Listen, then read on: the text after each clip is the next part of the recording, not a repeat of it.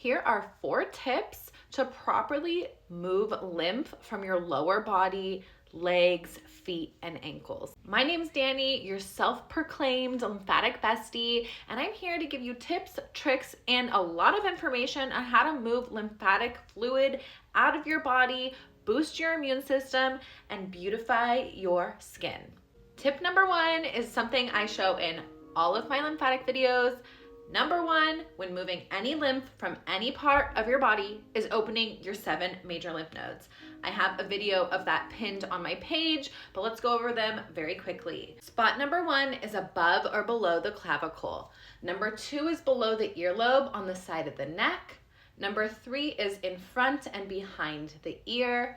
Number 4 is in your armpit. 5 is below the diaphragm and above the belly button. Spot number 6 is in the groin, right where the inguinal ligament is, and that's gonna kind of sit at the crease of the hip. So right in this area here. And spot number 7 is the popliteal, right behind the kneecap here, and this one drains the lower leg and feet. Tip number 2 is almost just as important as tip number 1 if you want to properly drain the upper and lower leg. And this is focusing on your diaphragm and your liver. Your liver will sit right behind this right rib here. Your liver does over 100 functions. It probably does thousands. We just don't quite know all of them yet because there's not enough research out there.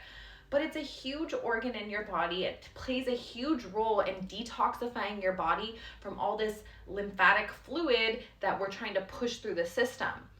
If there's tension or stress on the liver, there's going to be tension and stress on the diaphragm, and it's really important we spend a lot of time stimulating these deep lymphatic ducts within our gut.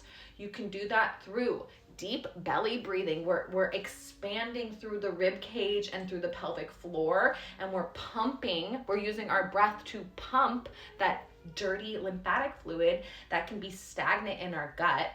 But most importantly, we're really pumping the liver. You're gonna know you have tightness or stagnation here. Number 1, if it's physically tender to the touch, you got an issue with your liver and you need to be stimulating that.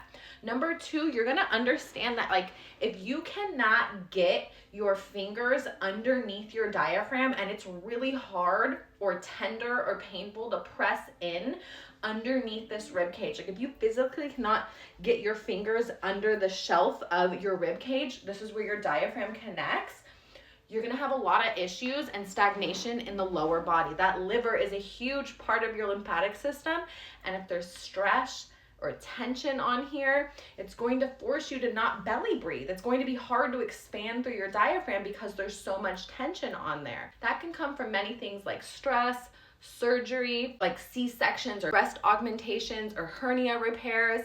And it's going to force you to be breathing into your chest, which drives you into fight or flight, which raises your cortisol and all these other feedback loops. So spend a lot of time opening up the diaphragm and the gut when working on those 7 major lymph nodes at the beginning of any lymph technique. Tip number 3 is using proper technique and patterning when moving lymph from the upper and lower leg. Number 1 is always starting at the top of the thigh and slowly in segments moving lower. We cannot start clearing lymph at the ankle and foot and then push all that dirty lymph into stuck, stagnant tissue. The second part I want to talk about is the technique you use. So first the patterning, starting at the top, moving to the bottom, and then the technique, which is first going to be a release of tension, and then the second part will be a proper movement of the lymph.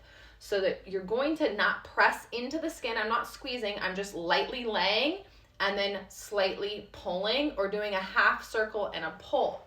You want to guide the lymph towards the inguinal ligament and the inguinal lymph nodes, which sit right here. You have about 1 to 20 major lymph nodes that sit here in this area. So we really need to stimulate more so the inner thigh. This is where a lot of our stagnant lymph is going to live, on the inner thigh.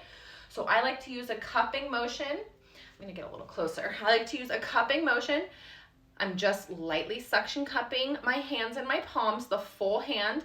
I'm gonna do a half circle and a pull. And you're gonna stay in one place for about 6 to 10 motions, and then you can segment your way and move down. I'm not gonna do the whole technique, but just understand that you need to use top to bottom, light touch, small circles, pulling towards these major lymph nodes in the groin area.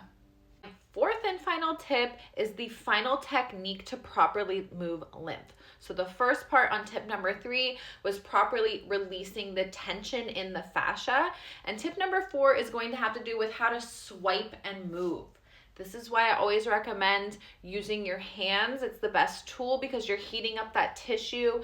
Fascia loves heat, so you're going to release the tension easier and better without using a tool. Your hands are the best tools. So after you've done the whole fascial tensional release, we're going to still start at the top of the groin and the leg, and we're going to use this swiping motion.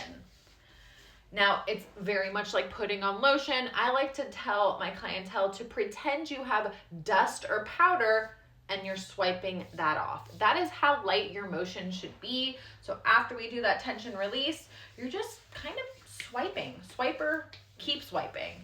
And when we get to the knee, you have about 5 to 10 lymph nodes here in the popliteal. This is in charge of draining the lower leg and foot. Don't forget the heel. You have about 3 to 5 lymph nodes down in the heel. You can just use a cupping motion and kind of pump it like this. And I have more in-depth videos on how to properly drain the leg. But here are 5 major tips. Stay tuned for more. Give my account a follow if you're interested in learning how to manually move lymphatic fluid from your body and learn how to reset your nervous system so you can move better and feel better throughout the day.